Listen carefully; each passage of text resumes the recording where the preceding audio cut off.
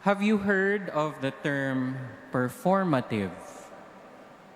For the baby boomers and the Gen X here this afternoon, chances are this might be your first time to hear this word.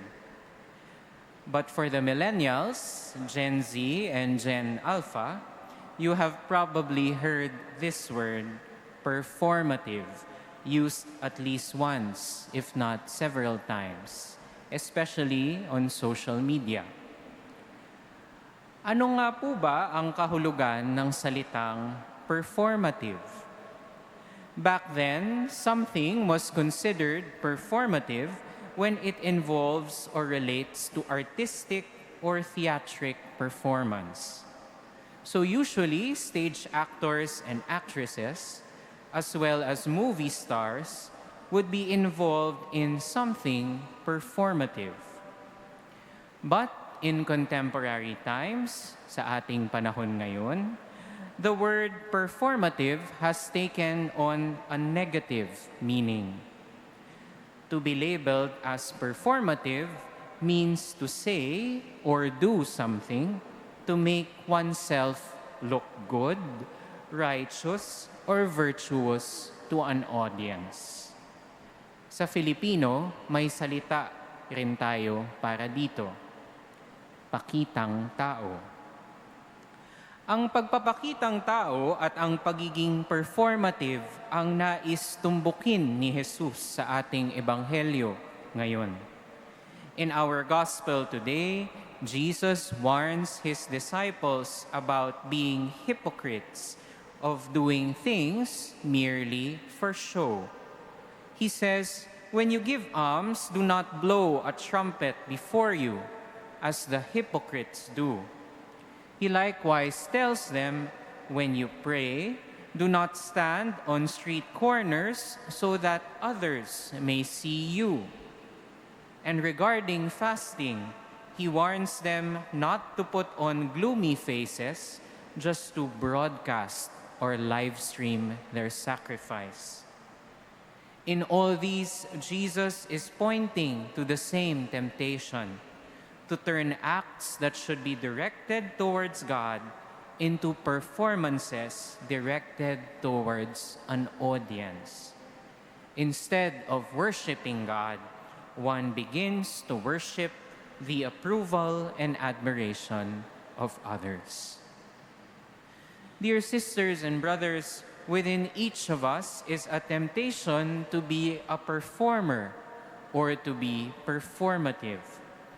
We see this in school whenever a student studies or volunteers for a project, not because it is the right thing to do, but because it will look good on one's resume or impress a teacher. We also see it in the workplace when someone takes credit for a team's accomplishment, meticulously crafting an image of competence and success while hiding mistakes and weaknesses. The temptation here is not simply to do what is good, but to be seen doing good. And yes, this temptation also happens to us, priests and religious. Kahit kami pong mga pari at mga relihiyoso, natutokso ring magsalita at kumilos upang magmukhang mabait, katanggap-tanggap, at kapuri-puri sa iba. Ika nga ng mas nakababata, maging mga clout chasers. And if I dare say, this temptation is stronger for men and women of the church. After all, our ministry is public.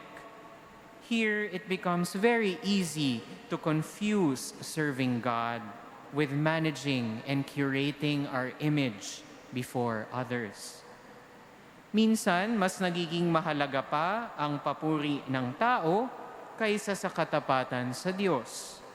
Minsan, mas nagiging abala pa sa kung ano ang sasabihin ng iba kaysa sa kung ano ang hinihingi ng Panginoon. At minsan, maaari ring mangyari na ginagawa ang tama, ngunit para sa maling dahilan. There may be many reasons why we fall into the trap of being performative, but I believe one of them is a deep insecurity about one's own sense of goodness and self-worth. Yung tipong dahil sa palagay mo, hindi ka mabuting tao, o hindi ka kamahal-mahal, o hindi ka worth it.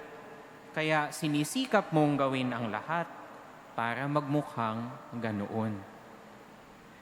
But if there's anything our Lord reminds us time and again, it is this: we do not have to perform in front of Him.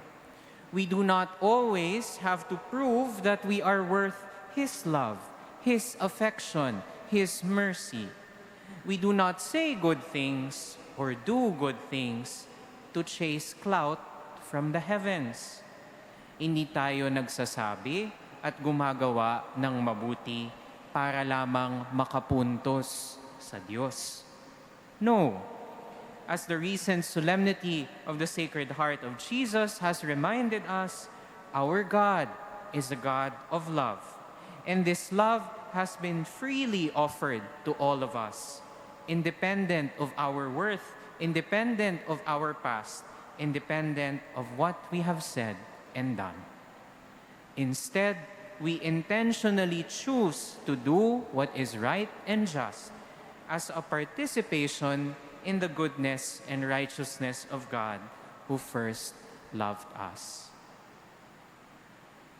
So the next time you are tempted to be performative, sa susunod na pagkakataong natutuksong magpakitang tao, ask yourself, if no one were watching me right now, kung walang nakatingin, would I still choose to do this? And perhaps a second question, am I doing this because I love God and neighbor, or because I love the praise and approval that may come from them? As we continue with our Eucharist, we beg for the grace of sincerity and integrity of heart. A heart like our Blessed Mother, a heart like Mary, who was never performative. May the Lord free us from the need to constantly perform before Himself and others. And may He teach us to do what is good, not for the recognition or reward, but simply because we have first experienced the goodness of the God who sees in secret and loves us all the same. Amen.